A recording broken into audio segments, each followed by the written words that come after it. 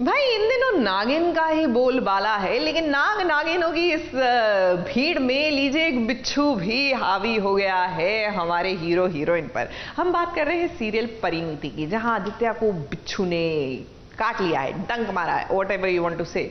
और जाहिर सी बात है कि जब अगर हीरो मुश्किल में है तो बचाने की जिम्मेदारी तो भाई हमारी प्रीत की ही होगी ना।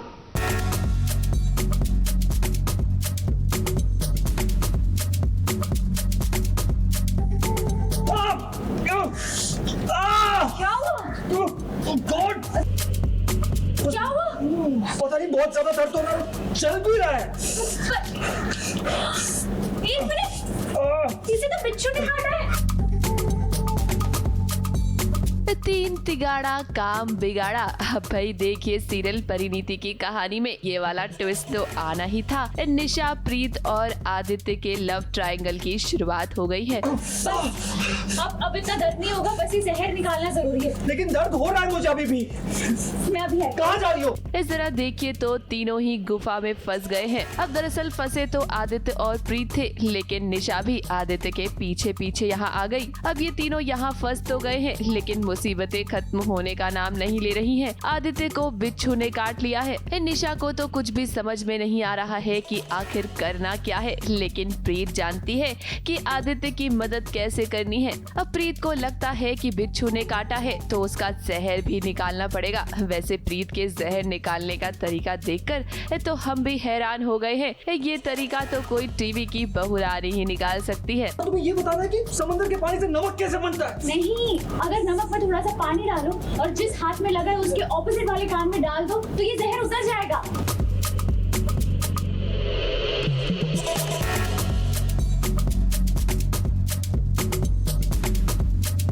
तो अब कैसा लग रहा है? बिच्छू? क्या तुमने मुझे बिच्छू कहा? हाँ, अच्छा नाम है तुम्हारे लिए। वैसे भी जब भी बात करते हो तो बिच्छू की तरह ही डंक मारते हो। हे यू प्रीत। हम बाहर निकलते रहते हैं तब उसे कुछ काट लेता है। सो वही अभी निशा स्कैर्ड कि पता नहीं आदित्य को क्या हो गया है, मतलब इतना चिल्ला रहा है। सो वो डरी हुई है, बट उसे पता नहीं है कि उसको क्या करना है, बट प्रीत को पता है कि क्या करना है। सो वही अभी हमारा चल रहा था। हम भी पहली बार सुन रहे हैं। इवन मुझे भी टू बी वेरी ऑनेस्ट पता नहीं है कि हाउ टू ट्रीट समवन जिसे बिच्छू ने काटा हो।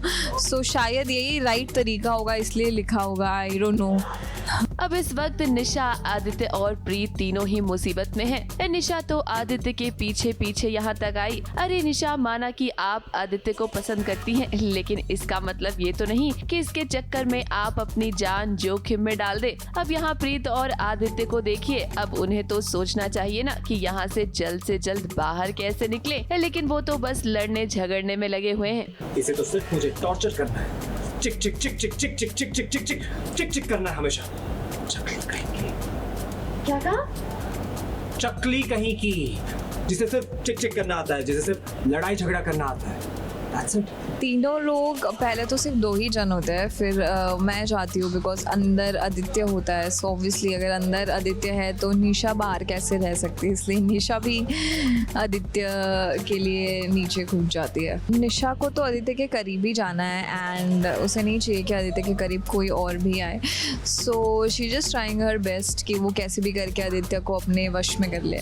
अब हमें लगता है कि आदित्य और प्रीत के बीच ना प्यार की शुरुआत यहीं से होगी। अब आप सभी ने देखा ही होगा कि टीवी सीरियल की कहानी में हीरो और हीरोइन के बीच पहले नोक झोंक होती है और उसके बाद ही तो प्यार होता है। निशा पूरी तरह से आदित्य का साथ दे तो रही है, लेकिन हम जानते हैं कि जोड़ी तो प्रीत और आदित्य की ही बनेगी। ABP news report.